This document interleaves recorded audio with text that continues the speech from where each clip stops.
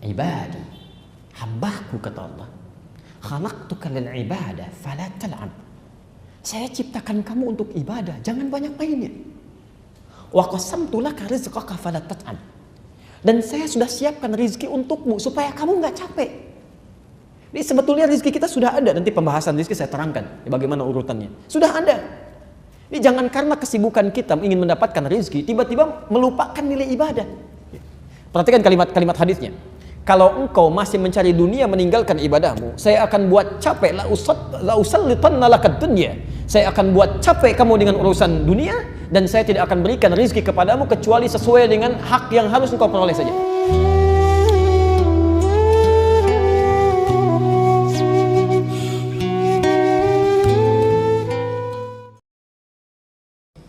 Baik, kita masuk pada bahasannya.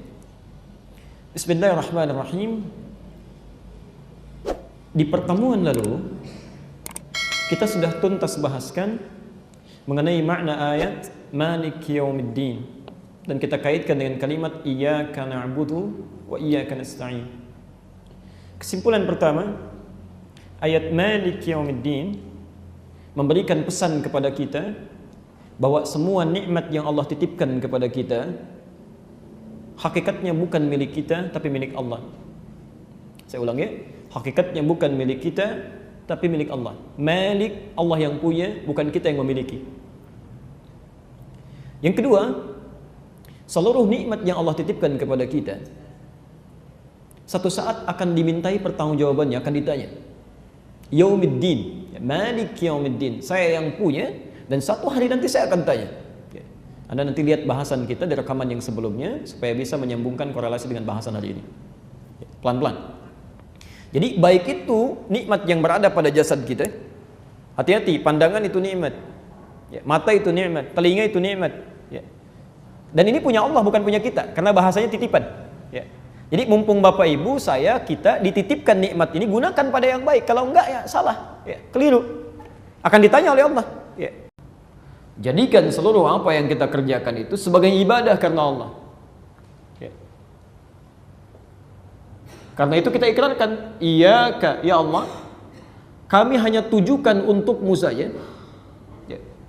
Seluruh aktivitas, seluruh nikmat yang kau titipkan, na'budu, sebagai ibadah kami hanya kepadamu. Seakan-akan kalau Anda sudah mengatakan Iyyaka hanya untuk Allah saja, maka yang lain itu hilang. Yang lain hilang. Maka kalau orang sudah Iyyaka saat dia mau beribadah, maaf, dia mau sholat dia nggak peduli. Apakah ada situasi misalnya acara di TV, pekerjaan yang tidak terlampau penting, dia nggak akan peduli. Yang penting sholat ya kerjakan. Bapak juga sama dalam Jumat itu kenapa disandingkan dengan jual beli? Dengan jual beli. Bahkan di ayat ke-11 ada isyarat bahwa ada orang-orang yang tega mengabaikan Jumatnya demi kepentingan bisnisnya. Ada bisnis di tanda tangan, proyeknya miliaran terjadi pada saat Jumat. Dia tinggalkan Jumatnya, dia kejar bisnisnya. Bagaimana caranya? Semua mesti menjadi ibadah. Saya sampaikan hadis kunci Pak ya, bukan yang ini. Lihat kalimatnya. Ibadi, hambaku kata Allah, khalaqtuka lil ibadah fala tal'ab. Saya ciptakan kamu untuk ibadah, jangan banyak mainnya. Wa qasamtu laka rizqaka fala tat'ab. Dan saya sudah siapkan rizki untukmu supaya kamu nggak capek. Jadi sebetulnya rizki kita sudah ada, nanti pembahasan rizki saya terangkan bagaimana urutannya. Sudah ada. Jadi jangan karena kesibukan kita ingin mendapatkan rizki, tiba-tiba melupakan nilai ibadah. Perhatikan kalimat-kalimat hadisnya. Kalau engkau masih mencari dunia meninggalkan ibadahmu, saya akan buat capek la usallitanna lakad dunya. Saya akan buat capek kamu dengan urusan dunia dan saya tidak akan berikan rizki kepadamu kecuali sesuai dengan hak yang harus engkau peroleh saja. Misal, ada orang kerja capek luar biasa, kerja keras, masya Allah, saking kerasnya berangkat gelap, pulang gelap, lupa sholat, lupa macam-macam. Lu menghasilkan 100 miliar, dia bangga, ini kerja keras, saya dapat 100 miliar. Kata Allah, kamu gak usah bangga, memang rezeki kamu itu segitu. Kamu cari-cari pun dapatnya akan segitu juga. Jadi ngapain dibanggain? Ya, gak harus dibanggakan. Saya akan buat capek kamu, sampai tidak akan kamu mendapatkan rezekimu kecuali sesuai yang telah saya tetapkan. Tapi kalau kamu ikuti ketentuan saya, tidak kamu tinggalkan ibadahnya, maka kamu akan saya buat tenang dalam kehidupan dan Allah berikan rezeki sesuai dengan yang kamu butuhkan. Ini selesai. Jadi kalau kita ibadahnya nyaman, jalan dengan tenang, demi Allah saya katakan rezeki akan datang. Ya, nanti dalam bahasa yang khusus, wa mimma razaqnahum yunfiqun, kita akan bahas. Ada rizki yang kita kejar, ada rizki yang mengejar-ngejar kita. Masya Allah. Bahkan diantaranya min haitsu la yahtasib, yang tidak disangka-sangka. Ada orang mengatakan nggak nyangka saya dapat ini. Emang nggak usah disangka. Dia datangnya dari segi yang tidak disangka-sangka. Jadi jangan nyangka. Pasti ada gitu ya, pasti ada. Anda bayangkan, rizki yang kita cari disebut dengan adlullah, keadilan Allah. Rizki yang mencari-cari kita disebut dengan fadlullah, keutamaan dari Allah. Makanya orang katakan hadza min fadli rabbi, ini keutamaan yang Allah berikan kepada saya. Jelas ya? Nah, karena itu supaya hidup kita mudah, nyaman dalam kehidupan dunia akhirat, maka jadikan semua aktivitas sebagai ibadah. Kalau semua nikmat yang Allah titipkan kepada kita di Maliki Yaumiddin dengan ayat sebelumnya, ingin selamat, ingin mendapatkan kemudahan dari Allah, maka jadikan semua itu sebagai ibadah karena Allah. Jelas semua ini? Jadi nggak usah bangga kalau punya kedudukan, nggak usah bangga. Salah kalau berbangga diri, itu peluang untuk berbuat kebaikan. Itu peluang. Ya. Mudah bagi Allah, Quran surah 3 ayat 26 sampai 27 itu, posisi paling kanan, ya, bawah sedikit. Qulillahumma malikal mulki tu'til mulka man tasha wa tanzi'ul mulka mimman tasha. Anda sekarang jadi pimpinan, besok lusa sudah begitu pensiun keluar. Atau nggak tunggu lama kan? Masya Allah, mumpung masih ada keadaan di atas. Kalau sudah di-reshuffle nggak tahu waktunya kapan, kan nggak ada kesempatannya. Ya, dia ayo buat kebijakan yang baik.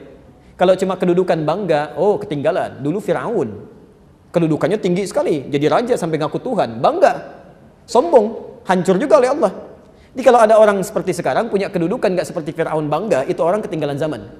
Yang dulu sudah ada. Ya. Sama, Anda dititipkan harta benda misalnya, Masya Allah sekaya apa sih? Ya, itu bukan untuk pamer. Dulu Qarun sudah ada, lebih kaya. Quran surah 28 ayat 76 sampai 79. Masya Allah, posisi paling kanan sebelah bawah. Lihat kalimatnya, maaf di kiri sebelah bawah di mushaf standar. Ya. Inna Qaruna kana min qaumi Musa. Qarun itu dari kaumnya Musa. Fabagha alaihim, sombongnya luar biasa. Apa yang dia sombongkan? Wa atainahu minal kunuzi ma inna mafatihahu latanu bil usbah. Ayat 76 ya. Kami titipkan dia, bahasanya kami titipkan, bukan Qarun yang punya, kami yang punya. Surah ke-28 Al-Qasas ayat 76. Kami titipkan pada Qarun harta yang melimpah, sampai-sampai kunci, Pak, kunci berangkasnya saja, Bu, tidak sanggup dipikul oleh 10 orang terkuat di zamannya. Lu bayangkan. Ya. Antum kalau punya kunci berangkas, biasanya disembunyikan apa dipamerkan? Pasti disembunyikan, masa dipamerkan? Antum foto, plak, ya, buat di Instagram, kunci berangkas saya, itu cari masalah gitu ya. Cari masalah. Ini enggak, Qarun enggak. Dia setiap kemana-mana, Pak ya, di belakangnya ada 10 orang, cuma ngangkat kunci berangkasnya saja. Dia ingin tunjukkan pada orang, kalaupun ada yang ngambil harta saya, ambil aja, nggak akan habis kok, saking kayanya saya. Saking kayanya saya. Masya Allah, kaya luar biasa dan sombong dan hancur semuanya. Hancur. Ya. Jadi kalau ada orang merasa kaya sekarang, kemudian sombong, itu orang ketinggalan zaman. Jauh ketinggalannya. Dulu sudah ada dan dia lebih kaya. Jadi keterlaluan kalau ada orang sekarang mengaku kaya, sombong itu keterlaluan. Karena kekayaannya nggak sekaya Qarun. Ya, dan Qarun hancur juga. Perhatikan ketika Allah meluruskan Qarun ini di ayat 77-nya, wabtaghi fima ataqallahu daral akhirah wa la tansa nasibaka minad dunya. Kami titipkan ini bukan buat pamer, tapi supaya engkau menggunakannya untuk kepentingan ibadah, mencari tempat terbaik di akhirat. Nanti pulang ke rumah, coba cek di keluarga. Karena masing-masing anggota keluarga itu diberikan titipan yang berbeda. Ada titipan pengetahuan, titipan tenaga. Ya, mohon maaf, barangkali yang nggak dititipkan harta benda itu menurut Allah, itu dia sudah banyak bangun malam. Saking nggak punyanya, jarang sering puasa. Antum jangan bangga kalau baru bisa puasa Senin Kamis, di sana sudah ada ayamul bait. Jangan bangga kalau baru bisa ayamul bait, di sana sudah ada yang puasa daun. Sudah ada. Ya. Sudah ada yang tiap malam tahajud. Sudah ada yang mulai menghafal Quran. Masya Allah. Dengan sekian, jangan bangga kalau cuma hafal Quran 1 riwayat, ada yang 13, ada yang 7 riwayat, ada yang 10 riwayat, ada yang 14 riwayat. Masya Allah. Ya. Ini semua itu cuma titipan. Gunakan untuk ibadah. Karena itulah mohonkan kepada Allah. Mohonkan, ini poinnya. Kalau kita merasa ada yang kurang dalam hidup kita untuk ibadah, maka mohon berdoa. Tuntunan keduanya, wa iyyaka nasta'in. Minta supaya ditolong oleh Allah, supaya dibantu, supaya diberikan petunjuk.